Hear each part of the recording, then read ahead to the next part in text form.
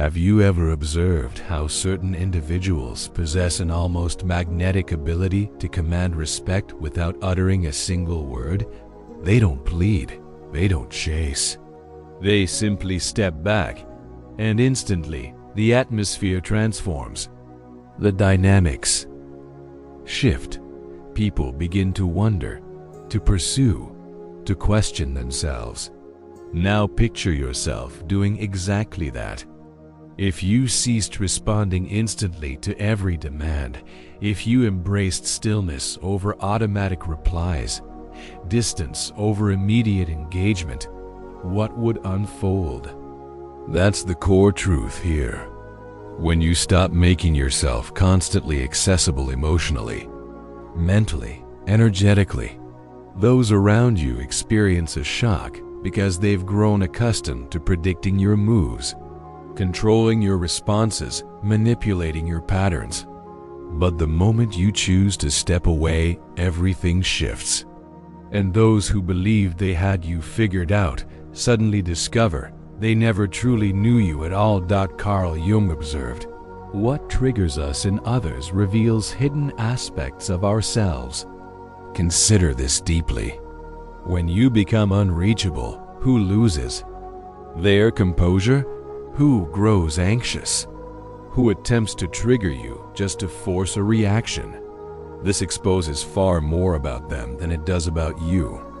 And it primarily shows the extent to which you've been unknowingly controlled. You continue offering yourself to keep harmony, to avoid conflict, to hold on to connections that were never genuine. And with each reluctant agreement, each instant reply, each predictable response, you surrender fragments of your essence. And when evening arrives, what remains? Exhaustion, emptiness, a void you cannot name. But I'll reveal the reason. You've been far too accessible to those who don't merit even a moment of your presence. This isn't about rejecting humanity. It's about selecting yourself. It's about embracing what Jung termed individuation, the journey toward wholeness, authenticity, completeness. And this journey starts when you recognize that stillness carries more weight than endless debates. That stepping back from conscious choice rather than fear becomes an expression of strength. So I'm asking you directly right now, how much longer will you allow others' moods to dictate your state? How much longer will you dance like a marionette whenever someone touches your vulnerabilities? Perhaps the moment has arrived to sever those threads, to retreat, to become enigmatic. Because when you cease being accessible, the entire landscape transforms. From birth, you've been programmed to remain present, to answer promptly, to accommodate, to agree even when your soul screamed otherwise. Throughout your formative years, you absorbed the belief that your value depends on your availability to others. But here's a reality that maybe nobody has expressed with such directness. This constant accessibility isn't noble. It's imprisonment. And while you persist in believing you must remain reachable constantly, emotionally or physically, you'll continue being exploited, depleted, and discarded once your usefulness expires. Want to know the reason? Because perpetual availability makes you transparent, and anything transparent becomes an instrument. Others begin treating you like their personal support system. They activate you when seeking comfort, attention, validation, then set you aside. But you miss this pattern because you're caught in a fantasy that your constant presence will earn you reciprocal loyalty. But reality doesn't operate that way. Carl Jung discussed the persona, that facade we construct for acceptance, approval, belonging. And it's precisely this facade that maintains your excessive accessibility. You claim everything's fine while drowning. You answer texts instantly despite being depleted. You rationalize, clarify, argue as though you're indebted to everyone. But here's what's real. The more you center yourself in everyone's narrative, the more you vanish from your own story. Constant availability represents a hidden form of self-betrayal. It's a masked attempt at gaining validation, escaping rejection, managing how others perceive you. But this management demands payment, and that payment is your tranquility. It's your life force being scattered as though it's limitless when actually it's finite, extremely finite. Those demanding your constant presence don't actually want you. They want your function, reassurance, entertainment, emotional stability. But once you evolve, once you establish limits, once you stop responding, these same individuals become hostile, judgmental, claim you've changed. It's not that you've transformed. It's that you've stopped being useful to them. And here's what stings most. The more accessible you remain, the less others appreciate you. Because abundance breeds contempt. Nobody honors what requires no effort. Nobody treasures what's perpetually available. So pause and reflect. Who genuinely merits your energy? Who deserves your focus, your presence, your ear? Or more importantly, who deserves your absence? But before responding, we must grasp something fundamental. Why do we respond so reflexively? Why do we surrender so readily? What drives this near automatic impulse to answer, explain, and accommodate? The solution rests in what Carl Jung identified as psychic energy, and that's our next exploration. Because your energy represents everything you possess. And if you fail to guard it, others will weaponize it against you. If this resonates with you, hit that subscribe button and join Sacred Patterns. Your support matters. Carl Jung didn't view the human mind as a reactive mechanism that responds without consequence. For him, consciousness operates like an energy network where each thought, feeling, and response drains portions of that reserve. The real question becomes, are you directing where your energy flows or allowing external forces to decide? Each impulsive response hemorrhages psychic energy. When you defend against meaningless criticism, when you engage provocations to prove righteousness, when you enter pointless debates, when you appease those who dismiss you, you're investing your inner resources in what depletes rather than nourishes you. And Jung was explicit: resistance creates persistence. The more you respond, the deeper you entangle yourself. Those living emotionally exhausted aren't fragile, they're misaligned.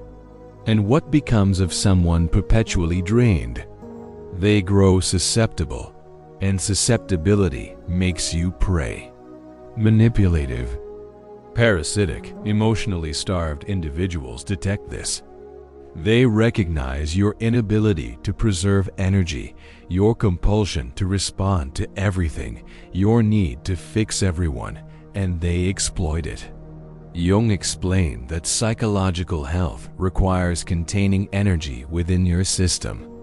This involves declining without remorse, maintaining stillness without feeling weak, observing before engaging.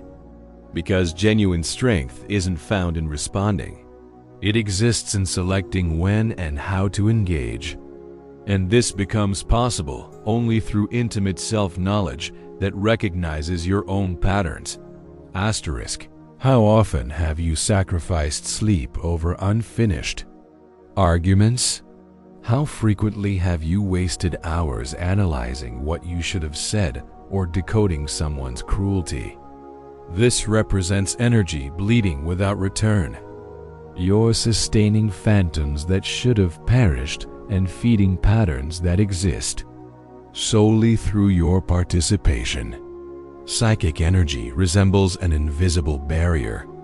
When protected, it generates magnetism. You enter spaces and inspire reverence without speaking.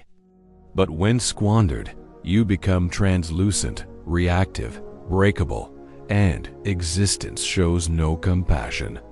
For those who surrender easily. Therefore, begin noticing your own activators. What triggers automatic responses? What destabilizes your core? These exact spots leak your energy and require attention, not to become emotionless or detached, but to become discerning, to rule yourself. And here emerges Jung's profound insight. When you preserve your energy, you shatter the illusions others project onto you. And this disturbs many because now we're entering shadowy terrain, the realm of covert manipulation. Next, we'll examine how parasitic individuals consume your energy and why your inaccessibility dismantles these schemes entirely. Prepare to recognize those who've been draining you invisibly. Asterisk, you assume you're directing things. You think your responses are deliberate decisions, but reality is grimmer. Most emotional reactions are conditioned, and those who comprehend this exploit you effortlessly. Parasitic individuals don't need aggression, threats, or force. They simply activate the triggers you've left unguarded, and you respond predictably.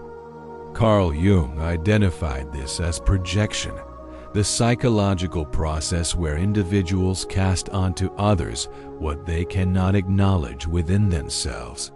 But there's another dimension to this mechanism that goes unnoticed. While others project onto you, you simultaneously become the container for these fantasies. And the more emotionally accessible you remain, the more you transform into their canvas for these illusions. Asterisk, you recognize that colleague who only contacts you during disasters. That relationship where you're always the rescuer, that individual who praises you solely while you're beneficial. Nothing here is coincidental. They aren't connecting with you. They're connecting with their concept of you, with the character you've agreed to portray. And why do you agree? Because you fear rejection, fear being unloved, fear isolation. The most sophisticated manipulation doesn't involve confrontation. It operates through silent guilt. When you feel obligated, when you think you must be accessible, must assist, must comprehend, even while it destroys you internally. And here's what matters. The manipulator doesn't need direct control. They simply need your predictable reactions. But when you stop responding, their system collapses. When you begin declining, answering with stillness, retreating rather than justifying, the illusions start crumbling. The character they assigned you dissolves. And this destabilizes them, because they've lost their reference point. And worse, they're now confronted with themselves. And most aren't equipped for that encounter. Your inaccessibility threatens them because it demands they face their own hollowness.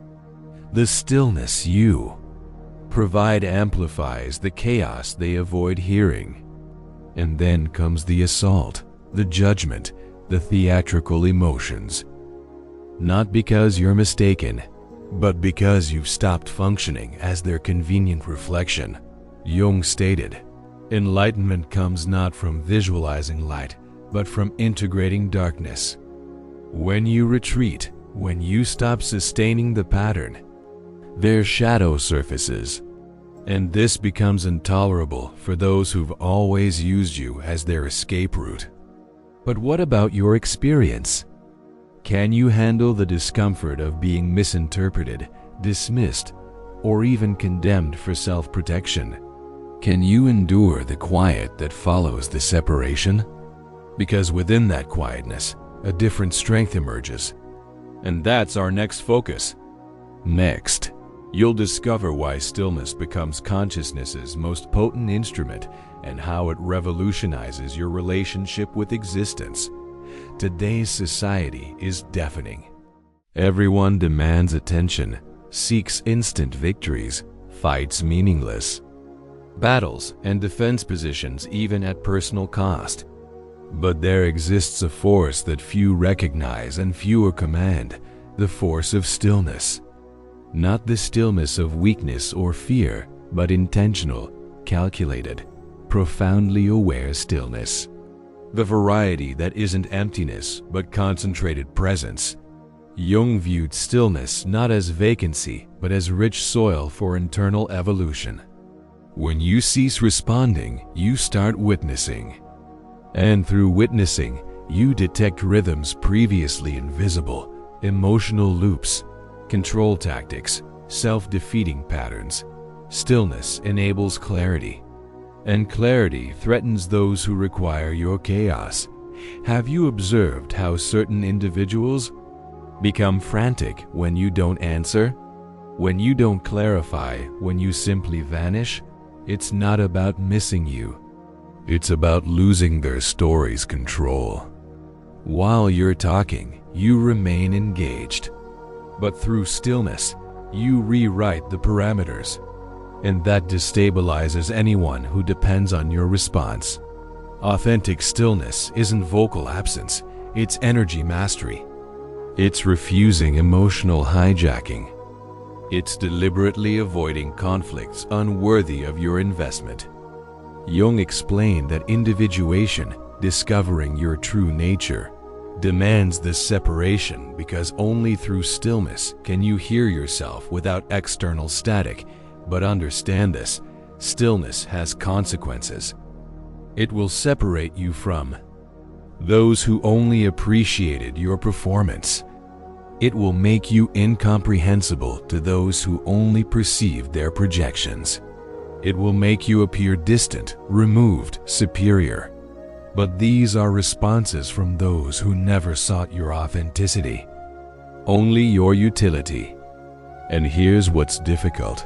As you evolve, you become increasingly selective with communication because you understand each word represents energetic currency, and not everyone merits access to your reality. Sometimes stillness isn't withdrawal, it's sovereignty. It's the dialect of those who've transcended the need for validation. Stillness creates discomfort because it forces others to confront their mental chaos, their internal discord. And this discomfort exposes more about them than any response could reveal. You needn't explain your absence. It speaks volumes. And those who feel endangered by it expose their dependence on your instability for their stability. But the most transformative stillness isn't what unsettles others. It's the stillness that reconstructs you internally. The stillness that links you to something beyond external validation. Within this internal sanctuary, free from external pressures, you start recovering your life force, reconnecting with your core. And this brings us to our next crucial point. Because simply eliminating external chaos isn't sufficient. You must relearn conscious energy management, choosing its direction, its residence, and critically, where it must never be wasted. The moment has come to become selective with your spirit. If you're reclaiming your power and establishing boundaries, you'll discover immense value in my book, Beyond the Shadow. It decodes Jung's essential concepts and provides practical tools for energy protection, boundary creation, and authentic self-connection. Find the link in the pinned comment. Understanding intellectually means nothing if practically you persist in agreeing when you mean to refuse, answering messages that drain you, engaging empty exchanges, and preserving connections that exist through momentum alone. Recognition without implementation becomes another self-deception variant. Genuine change starts when you decisively choose selectivity, and this demands emotional rigor. Deliberate inaccessibility doesn't mean becoming harsh, superior, or disconnected. It means refusing universal accessibility at all times for all purposes. It means commanding your energy, your hours, your serenity. And this begins through minor shifts, delaying responses, pausing before reacting, exiting discussions before chaos ensues, disconnecting without remorse, declining invitations, refusing involvement. But here's what's crucial. You needn't rationalize your absence. You needn't clarify your stillness. You owe only yourself. And this becomes unacceptable to many because refusing explanations removes their ability to maintain you within their emotional storyline where you're always supportive, comprehending, reachable. Carl Jung recognized that every individuation journey requires solitude, but not depressive solitude, sacred solitude, an internal pilgrimage where you rediscover your voice without external distortion, where you reconstruct identity not through others' perceptions, but from your core, an accurate gauge of your growth. Notice who withdraws when you become reserved. Notice who provokes you when you stop responding. Notice who claims you've changed when you finally establish protection. These aren't indicators of error. They're evidence of liberation. Initial inaccessibility feels uncomfortable. Guilt surfaces. You'll feel selfish. You'll hear you're being cruel. But this accompanies the deconstruction. You've spent existence conditioned for self-neglect. Change naturally creates unease within you. And everyone who profited from your previous self, deliberate inaccessibility, forms self-determination's foundation. Declining externally means accepting internally. Leaving toxic spaces reaffirms that serenity exceeds false bonds. And ceasing explanations initiates respect, even from few. But not everyone's prepared for this presence because you're emotional. Withdrawal exposes injuries they avoid confronting. It shows their dependence on your turmoil for their control. And here arrives the break. And breaks bring suffering, isolation, separation, the sensation of loss when actually you're gaining freedom. But what follows? What emerges from withdrawal? What grows from quietness? Finally, we'll explore this, the renaissance that occurs only through courage to be misunderstood, to stand alone, and to become complete independently. Time to comprehend why the solitude of strength leads to authentic liberation. When you cease universal accessibility, something fundamental shifts. First arrives the quiet, an uneasy quiet that seems deafening internally. You question your choices, wonder about harshness, fear losing those who cared. But slowly this quiet transforms. It begins purifying, soothing, mending. And then arrives solitude, but not emptiness is solitude. Its complete presence is solitude, your own. The solitude of strength, the solitude of self-loyalty. And within that space once holding turmoil, clarity emerges. Where anxiety lived, tranquility enters. Where neediness resided, new power develops. The power of internal completeness. Carl Jung explained that individuation, becoming authentic, requires collective separation, mask removal, temporary isolation. And that's precisely what occurs through chosen inaccessibility. You're not escaping existence, you're returning home. Here you stop reacting and start creating. You stop being molded and begin molding. The individuals uncomfortable with your withdrawal reveal they never wanted you.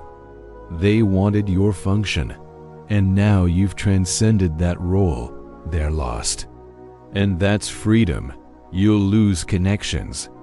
but you'll discover yourself. You'll leave spaces, but you'll reconnect with essence. You'll be misunderstood, but finally, you'll earn respect. Because when you're no longer universally available, you become precious, exceptional, memorable. And understand this. This represents rebirth, fresh beginning, existence where you reject emotional scraps, psychological games, disguised emptiness. Now you accept only what aligns with your tranquility, your authenticity, your completeness. And reaching here means part of you already embraces this new direction. Part of you recognizes that being loved means nothing if it requires self-abandonment. And genuine self-love begins through self-selection, even if it means temporary solitude. Now share below. Are you prepared for misunderstanding, rejection, even hatred for internal freedom? Will you pay authenticity's price? If this message resonated, if it connected, comment, "I choose my tranquility." Let's see who's prepared for this transformation. And remember, continue watching the next video. It's crucial, more than you realize. See you there.